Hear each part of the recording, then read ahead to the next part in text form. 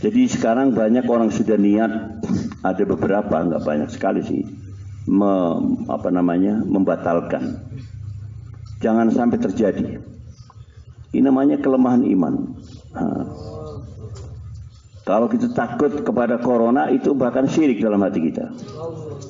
Corona itu adalah makhluk Allah, salah satu makhluk Allah. Memang Allah yang menciptakan.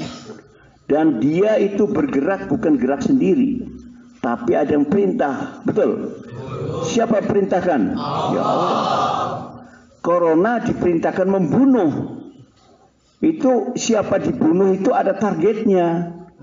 Bukan asal orang tuh dibunuh sama corona, enggak. Jadi kalau memang dalam tulisannya tidak dalam daftar yang dibunuh oleh corona, walaupun datang ke Pak Kato, datang kemana saja, ya nggak akan mati. Tapi kalau sudah tertulis kita dibunuh sama corona, karena takut corona di sana, corona bisa datang ke rumah kita. Ya jauhlah ke rumah kita. Jadi kita nggak usah kita menghindar, ya kan. Kecuali misalnya memang sudah terjadi wabah. Ini kan belum ada wabah di sana. Kalau sunnahnya Nabi itu kalau sudah terjadi wabah nggak boleh ke sana. Yang di sana nggak boleh ke sini, kan begitu. Kan belum ada. Dan alhamdulillah mendapat dukungan dari pemerintah, dari ulama, berjalan lancar. Nah, saya ceritakan sedikit ke waktu kami dari Banten kemarin, sosialisasi istimewa ini dari Banten, 2 malam yang lalu. Kami kembali ke Al-Mutakin, markas, di perjalanan jalan tol kami dihentikan, ditelepon. Tolong Pak Musudin berhenti di rest area, akan saya jemput. Rombongan kembali ke Ancol, saya dijemput ke Bogor, dekat puncak sana. Di sana berkumpul para petinggi negara Republik Indonesia. Saya kaget juga, ada yang saya kenal, ada yang saya nggak kenal. Di sana kumpul musyawarah untuk apa? Musyawarah mengenai tentang istilah tabligh dan istimewa Pak Kato. Bukan musyawarah yang lain. Mereka sudah tahu cerita-cerita itu tentang istilah, tentang istimewa, tapi ingin dengar langsung dari penanggung jawab Indonesia. Maka saya diminta menjelaskan tentang istimewa ini dan tentang ikhtilaf ini. Pertama saya jelaskan tentang ikhtilaf. 1 jam saya bicara. Saya jelaskan detail.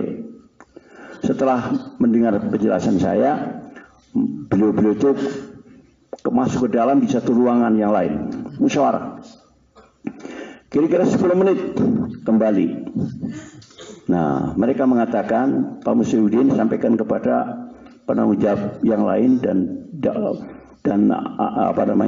teman-teman dakwah semua, bahwa kami dari pihak kami negara istilahnya mendukung tabligh yang syuruh alam. Takbir.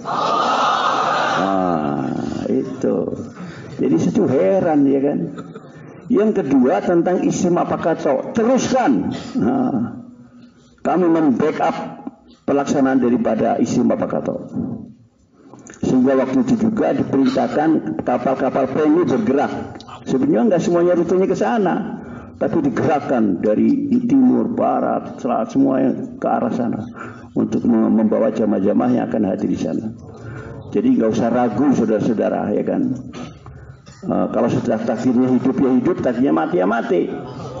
Kalau misalnya ke sana, misalnya mati, apa sebabnya yang lain atau digigit corona, ya kan, ya mati syahid, masuk surga langsung. Itu peluang kita untuk mati syahid. Tapi kalau pulang ke rumah digigit corona juga, mati apa namanya itu? Mati konyol namanya. Orang ada istimewa kok pulang ke rumah. Itulah ada 3 sahabat yang ada tazkir ke tazkir ke yang terakhir apa? Perjalanan sahabat Nabi itu Tabuk. 3 sahabat menunda keberangkatan, akhirnya apa? Diboikot yang 3 sahabat itu.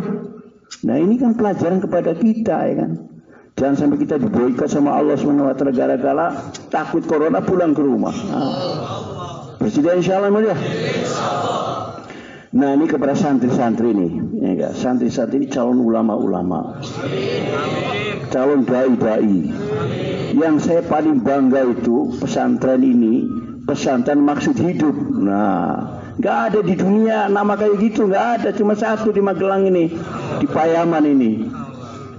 Pesantren maksud hidup. Nah, jadi waktu saya kemarin ke istimewa di Rewin, saya terkejut dan saya terus terang saya nangis gitu. Kenapa?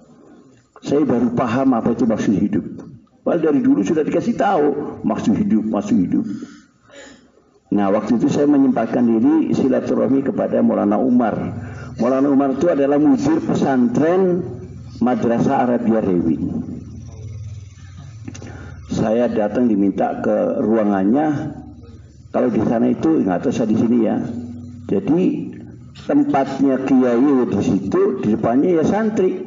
Meja-meja itu apa namanya? Pelekar itu. Tempat kitab-kitab dia duduk di situ semua.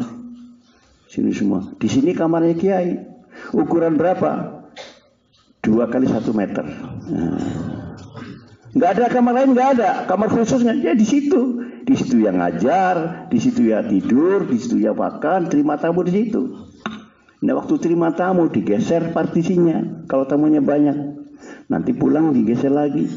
Nggak ada AC-nya, nggak ada kipasnya. Ini yang saya heran. Nah, terus diceritakan oleh teman-teman di situ. Ruangannya itu seperti gudang aja, Masya Allah. Kalau saya nggak gudang, nggak ada AC, nggak ada kipas, maka saya malu, ya kan. Di ruangan saya di Al-Mutakin ada kipasnya, ada AC-nya, Masya Allah. Dibanding Maulana Umar ini nggak ada apa-apanya, tapi beliau begitu mujahadahnya. Yang satu lagi yang mewujudkan apa? Beliau ini rumahnya bukan dekat situ, punya keluarga, punya anak, tapi 6 jam perjalanan.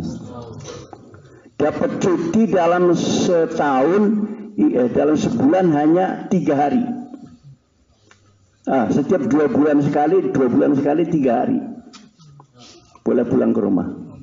Itu kalau nggak ada takazah. Kalau ada takazah nggak pulang ke rumah. Begitu saudara. Jadi saya kalau di Bani begitu saya nangis. Keadaan seperti itu, takazah terus, ya kan. Nah, jadi kalau ada takazah nggak pulang ke rumah, ya kan. Kalau saya pikir udah paling pol di Jakarta nih. Nah, pagi pulang, tapi malamnya masih pulang ke rumah. Kalau beliau ini 2 bulan, 4 bulan, setahun nggak pulang ke rumah. Itulah dakwah maksud hidup, saudara-saudara. Bersedia insya Allah? Dan dengan itu Pakistan kita lihat, Masya Allah menjadi asbab terbukanya negara-negara di dunia. Karena mujahadahnya, karena korbannya itu. Walaupun jadi sekarang